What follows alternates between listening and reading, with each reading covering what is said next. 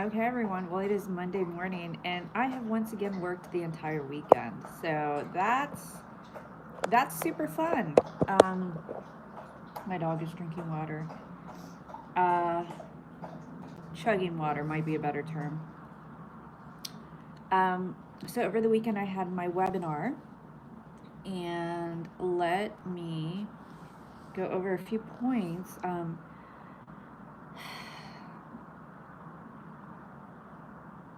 I think maybe what I need to do is talk about marketing a little bit more because I think that it's changed, and we don't know if the TikTok ban is happening on the 5th or not. God, this is such an unflattering angle.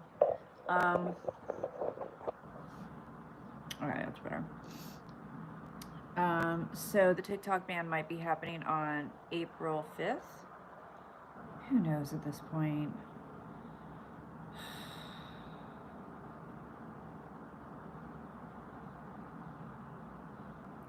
Anyway, so let's see. So um, when you are working on your course, and this is like when I was working on my novel, the whole time I was like, is it gonna sell? Like, is there a market for this? Like, what's going on? And the thing is, I was very green back then, and if I used the law of attraction, my book would sell. Oh, that's so cute of me. But you really have to know who your niche is. You have, excuse me, you have to be able to speak the not only the language of your niche but the dialect. So I'm going to give you an example. I live in Miami, and I've lived in Miami my entire life. I was born in Florida, but there's two area codes for Miami. There's 305 and there's 786. So sometimes someone will be like, "Oh yeah, I'm from Miami too." And you're like, "Oh my god, that's great." And then you exchange numbers, and or you find out that their area code is 954, which is not Miami, it's Broward, it's Fort Lauderdale. And it is instantly a clue that these people are not who they say they are. So um, there's a lot of distrust. um, so when you are marketing, you really have to make sure that you understand who your niche is and the ins and outs, because they're always throwing up signs and always looking for signs of credibility. So, like for me, I always say I spent 12 years in the classroom, 15 years marketing, 5 years in instructional design, LDX, and that's enough for a lot of people. But then if someone was like, "Well, were you a 3100? What was your district? Do you remember FCAT?" Or for marketing, it's what's the ROI? What was your click through rate? You know, and it's a lot of, are you telling the truth type of things when it comes to marketing within your niche, because there's so many posers out there, and we need to bring back the word poser. Poser used to be such a good word, but right now what we're looking at is a chance to really focus on connection and community. So moving forward, you're not going to be selling your product, you're not going to be selling your service. You are going to be selling a community, and then community is what sells. I actually started working with a marketing coach who's now my business partner. Hey, Slick Cologne. So um, I actually started working with my marketing coach, now turned business partner, because of her community. So she meets on Monday and Thursday nights for an hour.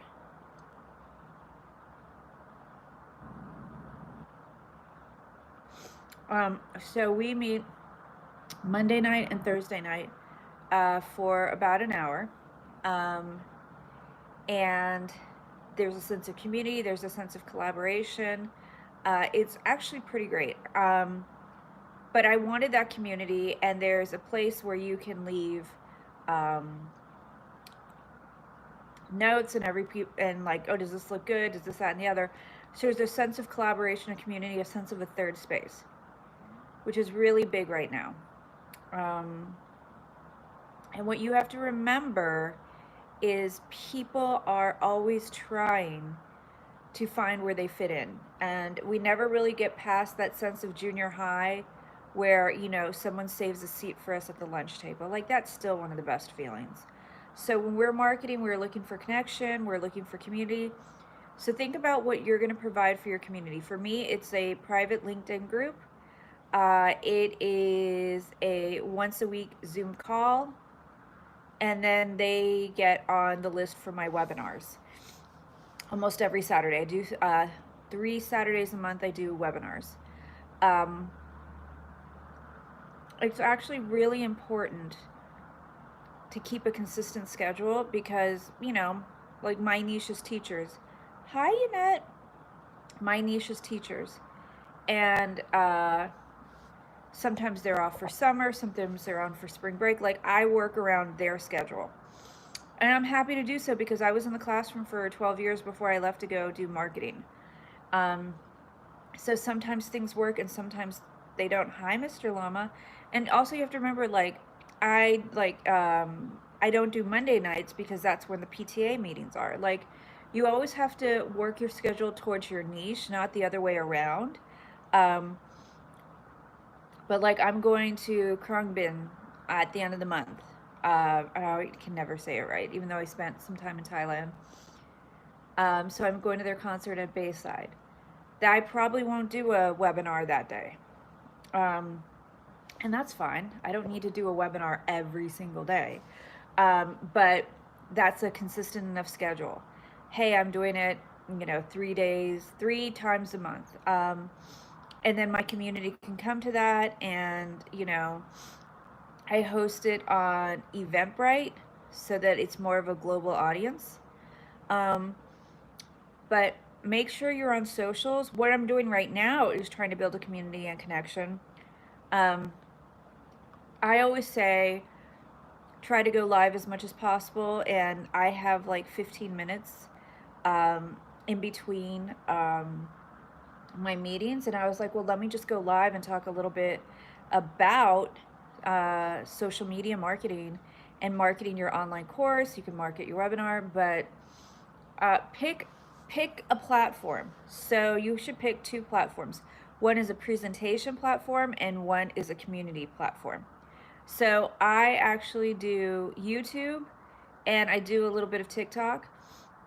And I post my things on there. I see what does well, what doesn't do well, and I really take feedback from the community, because the TikTok community is actually the nicest. The meanest, like vicious, is Instagram. I have seen some crazy comments on Instagram, and I know we're very divided right now, but I mean, some of it's mean. But so you pick one platform for community, and then you pick another platform for presentation. So whatever does well on TikTok, whatever does well on YouTube, I then post it on LinkedIn. And I zhuzh it up a little bit because LinkedIn has to be very polished. Like, I would never show up on LinkedIn like this. It's just, yeah. Not that I don't look fabulous, but you know. So I don't have TikTok. Oh, you don't need TikTok. It's probably going away April 5th anyways.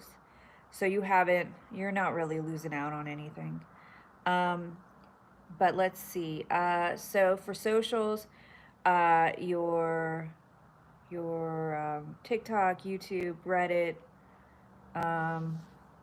you know, yeah, don't worry, you're not missing out. And then one for presentation. So make sure whenever you put anything on LinkedIn, it's super polished, like really, really polished. So that's the formula for socials is hook, whatever gets someone excited to look at your stuff, and just everyone's a little sick and their nerves are shot, and so no one really wants to go and like, oh my god, you won't believe what happened to me, and here's my hot take, and it's like the lamest take ever. It's like just basically what everyone else is saying. So make sure that your hook is more about, sorry, that was a scam call. Make sure that your hook is about connecting. And you do that by understanding your niche's pain points. So like, you know, do you work a corporate job and Monday mornings are the worst? Here's what you need to know. Here's what you need to know to supercharge your Mondays and make it your most productive day of the week, even if you work in corporate. Like, that's something that I would love right now. So that would be hook, and then make a personal statement that shows how you relate to the hook. You know, I worked all weekend and now I have to put on my happy face for my corporate job, and how do I deal with how tired I am? Simple. I worked all, you know, that would be your hook, and then your personal would be I worked all weekend and now I'm trudging and I want to make sure that this is a good week because I don't want to start the cycle of always working and never relaxing and, you know, not doing the best that I can. So that's my personal contribution. Um, and then 3 bullet points about how, you know, online courses helped me, you know, really break out of the grind. Online courses help you with 3 things, X, Y, and Z. And that's really what's going to help you. And then the 3 bullet points about your product or service, and then your CTA, your call to action, which is buy my course now. Buy my course now. Join my community. You know, something like that. Um, so that's your formula, and that's especially works well for social media, for LinkedIn. So if you want to look at my LinkedIn, you can. And you'll see how that's my formula for socials. So Eventbrite is really great. Eventbrite is your global third space. I really like Eventbrite. I've just gotten into it. It's more of a global audience. It's more of people who are interested in what they're interested in. They're not necessarily interested in doom scrolling, you know, on regular social media, but they still love that social aspect. Before the pandemic, uh, it was a space to sell tickets for like in-person conferences once a year, and it was like really great, and it's still a very much a community based platform. Is just more virtual right now, and we still all need that. We still love to see the people that we connect with. So stick to a schedule. Mine, like I said, is every three Wednesdays, 3 Saturdays a month, and I from 3 to 4. The link is in my bio, but it is very, very important to remember that as long as you keep a consistent schedule, people will look for you. So that is that, and provide value. So in order to get a ticket for Eventbrite or whatever, they give you their email address. Make sure that you send them something great, like you send them the replay. The people that I are in my webinars, I give them an online course template, so that they know what they're doing and they feel confident. Something that's of value to them. I say that my old freebie used to be 17 questions to polish your online course idea. And for a lot of people, they would still get stuck on question number 1. And then they would feel like they couldn't reach out to me. Whereas if I'm giving them a template, it's a basic idea. Some of them even run it through ChatGPT and get a basic idea of what their online course is going to be about. Thank you for the likes.